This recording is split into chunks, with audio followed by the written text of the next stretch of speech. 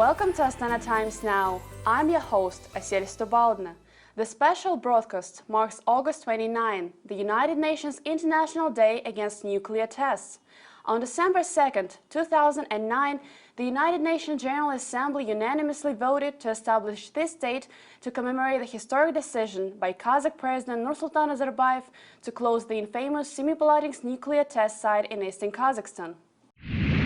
The International Day Against Nuclear Tests honors the victims of nuclear tests and seeks to galvanize support for non-proliferation efforts, including the entry into force of the Comprehensive Nuclear Test Ban Treaty.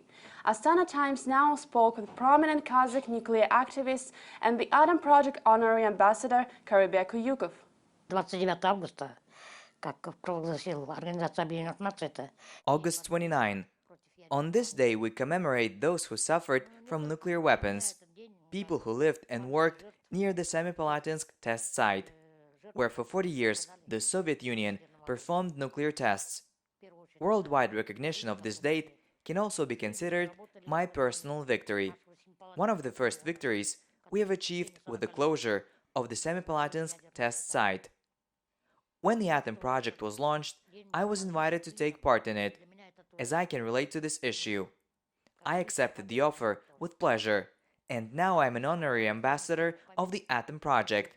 Our website has an online petition where everyone can cast their vote against nuclear tests.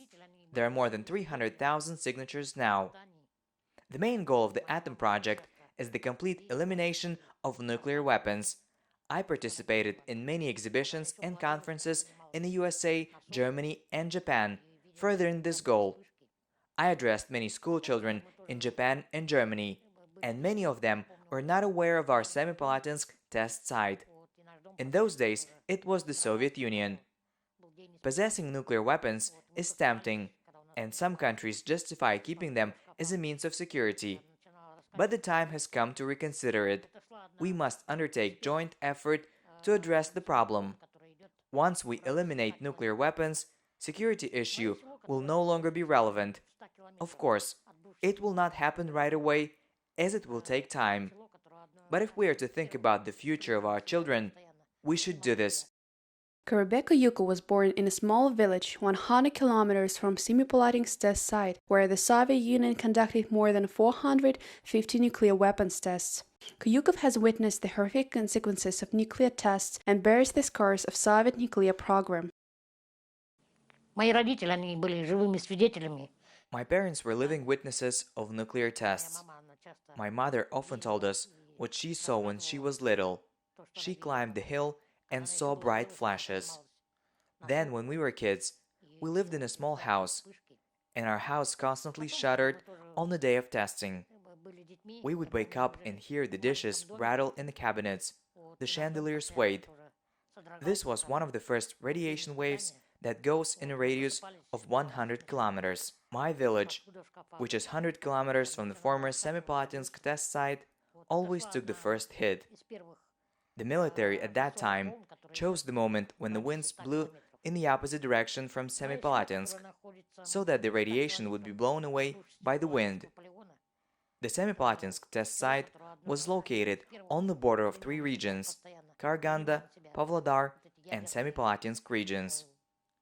After the nuclear blast, the wind carried the radioactive debris towards Karaganda and Pavlodar regions, and the military then would say that in Semipalatinsk radiation limits were not exceeded. Karabek was born without arms as a result of his parents' exposure to nuclear weapons testing. He has overcome the challenge to become a renowned artist and globally recognized non-proliferation activist. He is one of more than 1.5 million Kazakhs negatively impacted by exposure to nuclear weapons testing.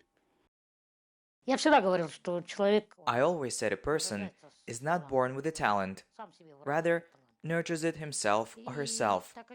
Because I was born without arms, I got used to my situation since my childhood.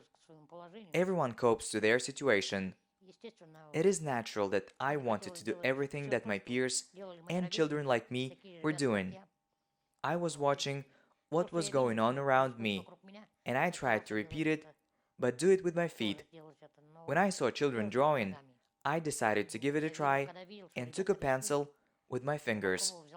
Karibek attributes the success of Kazakhstan's non-proliferation efforts to collective work and effective leadership.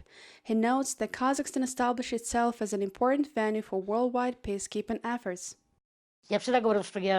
I've always said that I live in a country that was one of the first to abandon nuclear weapons, and this can serve as an example to other countries.